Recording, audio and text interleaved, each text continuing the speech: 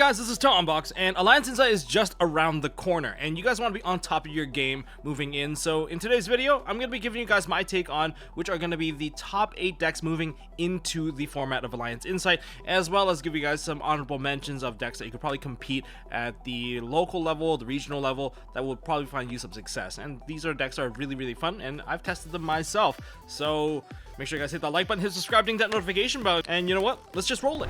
Number 1 is projected to be Malice. This is going to be the best deck of the format post Alliance Insight, and for good reason. Now, they took a big hit on the ban list with the loss of, one of each name of the Dormouse, the Underground, and the White Rabbit. So that's a consistency hit, as well as they lost Link Dakota as the additional extender and body.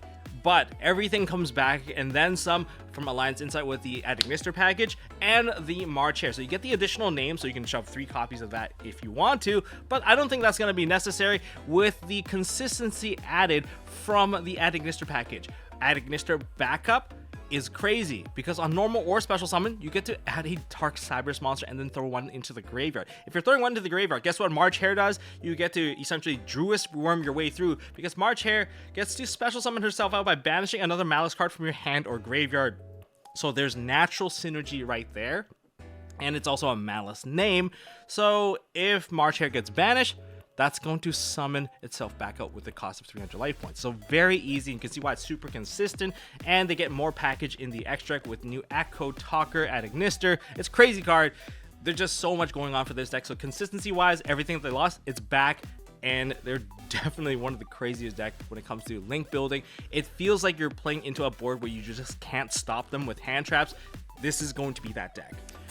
The second deck, without a doubt in my mind, is going to be Mitsurugi Risio or some variant of Mitsurugi. Why is it Mitsurugi Risio? Like, what's so different about this particular variant now? Well, in TCG, we get the exclusive access to Hibakiri and also Mitsurugi Mirror. So we have a new ritual spell, and this ritual spell, unlike Mitsurugi Ritual, this one mentions all the names of the new monsters and the old ones, so that you can now play pre-prep to dig the cards out. And it's wild. Ame Hibakiri, the new one, the white dragon looking one, that one is a starter. But not only is it a starter, but it gets like free summons out of the deck by revealing itself, and then you get to summon from the deck, and then you get to tribute a monster on your side of the field. That essentially just means that you get to access any of your main deck Mitsurugi monsters for free, and essentially just kind of e-tele them onto the field, which is pretty wild to me considering how good the effects. And now you have a new monster searcher within the main deck lineup, so that's also very good. I guess these are all rituals, so they're technically main deck lineup as well, but just effect monsters in general. But because it also has the, if this card gets tributed, you could add any of your Mitsurugi card.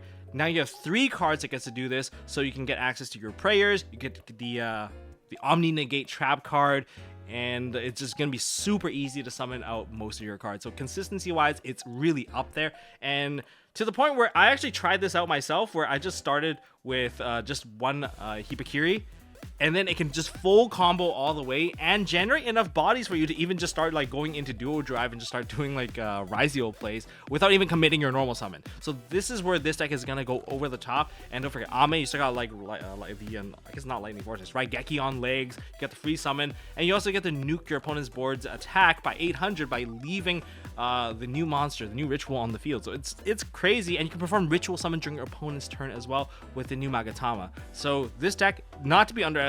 In fact, a lot of the cards are just free generation of resources, so you gotta look out for this one.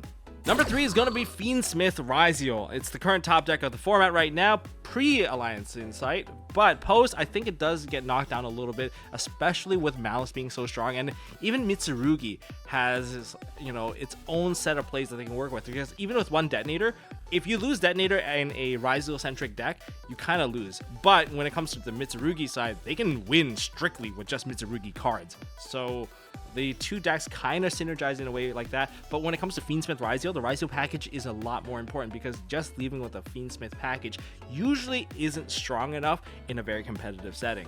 But you do gain the additional access of Star Risio, and that's what's going to change up a lot. If you guys want to see some of the combos, either I already posted the video or it's coming up. I pre-recorded a bunch of videos, all right, guys? I'm not really here, but this is still going to be one of the strongest decks. I mean, you still have 2 of the best engines working together to make you have a very difficult time building your board and trying to win, all right? So it's still here. Number 4 is going to be the previous YCS winner. That deck is going to be Memento, and Pascal was the one who won, and this deck is just everywhere now. I'm not going to lie, this is the one deck that I have prayed when it was released. It wasn't going to be top tier. And you know what? During the release, it definitely wasn't. But over the sets, kind of like Madolche, they gained like a card here, a card there. And now it is a force to be reckoned with. And it has so many graveyard effects. So the ban list definitely did it, you know, a very big favor. Because now there's no Blind Dweller and there's less Shifter. And this is a graveyard-centric deck. And with those two gone, they're going off like crazy. Nothing is really stopping them, and it is very powerful. If you're gonna try to learn this matchup on the fly, it's not really gonna work out because they have so many one-offs, and you're gonna lose track of each of these effects, and it's very apparent to see who knows this deck and who doesn't. I'm one of those who didn't know because I was hoping that, of course, it wasn't going to be a meta, but now it is. So if you guys want to stop this deck, stop the horse. Don't let the horse get its effect off. And it's worth ashing. It's worth Ghost Ogring. If you Ghost Ogre, they actually just lose the effect entirely because they can't just revive it and do it again. And if you were going to imperm it, you have to preempt imperm the card for the horse. So the Tatsu no Hogoshigo, I think that's what it's called. And then the Goblin. Goblin is the second card that you have to look at because it's another card that you want to stop. You don't stop Anguish unless it's simplified game state. You don't stop Darkblade. It's the Goblin and that. And if you can somehow crow away the Galactic, that'd be, you know, fantastic. That's all I'm saying. But it's very hard to hit because the attributes are weird. It's earth, it's light, it's water, it's got everything. And the direct damage from the 8,000 from just the main deck boss and the extra deck boss, both of them together, it will do 8,000 damage, so it can bypass a lot of the walls that you build. So that's what makes this deck super scary. They just generate so much advantage, and it just sets off one destruction and can trigger it all, which is why they play very well into Risio. Number 5 is going to be Atlantean Mermill. The deck is still super strong. Sure, they don't have the Toad access to the Bahamut Shark because that's banned, and also they lost Dwellers, so they can't just detach Dragoons at will. But it still means that they have multiple Dragoons, and they're still kicking off multiple Dragoons, and they are still a hand rip deck going first, and they are naturally a really good board breaking deck going second, thanks to Poseidra existing now. And so it still makes it a very difficult matchup. If you're going to get minstreled into, say, Mulan Glacia, and then they follow up with a Prima Donna, that means you're also going to have to deal with everyone's favorite barrier statue, the water one, so you're still getting locked out. I don't know what you're saying. This deck is still very strong, so expect it to be part of the next format. And number 6, I have my eyes on White Forest. This deck is an all gas synchro deck. If you like playing, you like generating additional monsters, you like consistency, this is now the deck. You have 3, of course, wanted so you can go into Diabell Star. You also have 3 field spells to help you dig into your White Forest, and then you can just minimize the number of names that you play for the rest of the deck. It is a spell heavy deck because don't forget, you want to send spells into the graveyard to get your triggers and get your summoning conditions all set up. But now you have a way better synchro package, and you have the access to Azamina, so which means you can set up your Omni Negate. You have multiple Omni Negates you can set up, and with the Diabell Star and the Diabellze, if you manage to put 2 Diabell names and you have Diabellze on the field, your board is super safe from card effect destruction. And I tried to excite that into a board like that, and I just built my own field. So yeah, I really felt really stupid when I did that.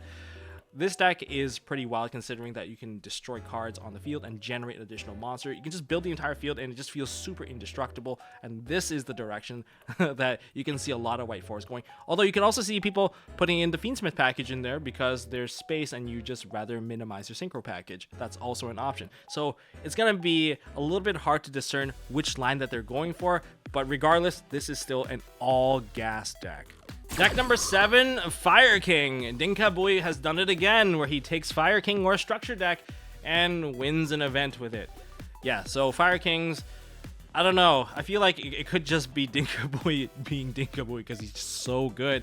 But he also highlights, like, hey, he used Ally of Justice Cycle Reader to deal with the light-based meta. It's an option. It's something that you can definitely try out yourself. But if you like playing Fire Kings, it's definitely up there. And it's also the one that probably has the least amount of counters because don't forget, we also lost Abyss Dweller. So your graveyard's not getting stunned out, which means you get to play this a lot easier. And also, it's just one of those decks that benefited off of Dweller being gone.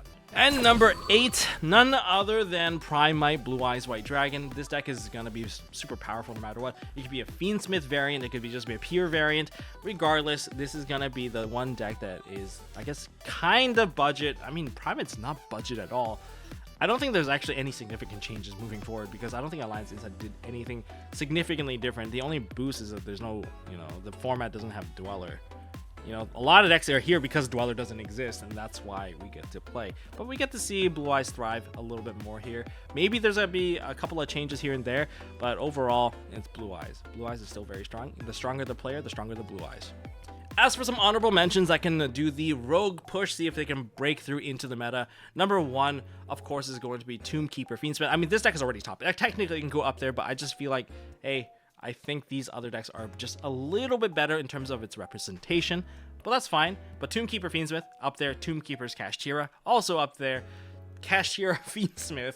Okay, there's a lot of Fiendsmith in here. Yeah, it feels pretty meta, but it seems like the Fiendsmith package kind of died down a little bit. Now, what other decks can work here? Regenesis. Definitely give the deck a look because it looks really cool and also looks very fun to play. Branded, I think they also have a chance in this coming format. Just give it a try, especially if you are really strong with Branded already. This might be your moment. As for some of my personal picks, I'm always going to pick ABC XYZ Fiendsmith because it's just my deck. It's my baby. It's so fun to play, and it's just so fun to crack into boards when you have Fiendsmith access after you do your whole line. And then I think the one last deck I'm going to talk about is going to be Dragon Ruler. I've been talking with Chansey a little bit, and he's been experimenting a little bit with it. It's really, really cool, the boards that he ends with, and it also has OTK potential with one card. I'm just saying, don't underestimate these guys that are just cooking stuff in their backyard and taking it to locals, all right? I'm just saying.